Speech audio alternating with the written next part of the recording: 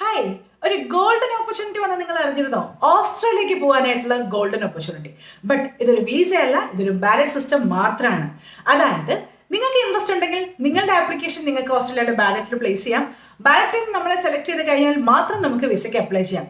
ഇന്ത്യയിൽ നിന്ന് 1000 വിസാസ് ആണ് ഉള്ളത്. ഇതിന് ആകെ ആപ്ലിക്കേഷൻ കൊടുക്കാനായിട്ട് ജൂലൈ 15 വരെ സമയമുള്ളൂ. മിനിയാന്ന് 24th ഓപ്പൺ ആയിട്ടുണ്ട്. ജൂലൈ 15 വരെയാണ് ടൈം ഉള്ളത്. നിങ്ങൾക്ക് 12+2 ഇയേഴ്സ് ഓർ ഒരു ഡിഗ്രി ഒക്കെ ഉണ്ടെന്നുണ്ടെങ്കിൽ നിങ്ങൾക്ക് എത്രയും പെട്ടെന്ന് അപ്ലൈ ചെയ്യാം. 12+2-നേക്കാളും ഇന്ത്യക്കാർക്ക് ഡിഗ്രി ഉണ്ടെങ്കിലാണ് കുറച്ചുകൂടെ പ്രിഫറൻസ് എന്ന് തോന്നുന്നു, അറിയില്ല. എല്ലാ കൺട്രിക്കൂടെ ഒരുമിച്ചാണ് റിക്കമെൻഡ് പറഞ്ഞേക്കുന്നത് കൊണ്ട് നമുക്ക് അങ്ങനെ കൺഫേം ചെയ്യാൻ പറ്റില്ല. Anyway 12+2 diploma 2 year plus diploma ഉള്ളവർക്ക് വരെ അപ്ലൈ ചെയ്യാനൊരു ഓപ്പർച്യൂണിറ്റി ഉണ്ട്. ഇനിഷ്യലി നിങ്ങൾക്ക് IELTS ഒന്നും ആവശ്യമില്ല. പക്ഷേ നിങ്ങളെ ബാലറ്റിൽ നിന്ന് സെലക്ട് ചെയ്ത് കഴിഞ്ഞാൽ നിങ്ങൾക്ക് IELTS വേണം. IELTS പക്ഷേ ഏറ്റവും മിനിമം സ്കോർ മതി, 4.5 മതി. കൂടാതെ തന്നെ നിങ്ങൾ ഒരു $5,000 ഓസ്ട്രേലിയൻ ഡോളേഴ്സ് നിങ്ങളുടെ അക്കൗണ്ടിൽ കാണിക്കുകയും വേണം.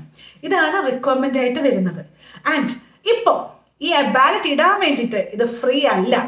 നമ്മൾക്ക് 25 ഓസ്ട്രേലിയൻ ഡോളേഴ്സ് കൊടുത്താൽ മാത്രമേ നമ്മുടെ ആപ്ലിക്കേഷൻ ബാലറ്റിൽ പ്ലേസ് ചെയ്യാനായിട്ട് പറ്റുള്ളൂ.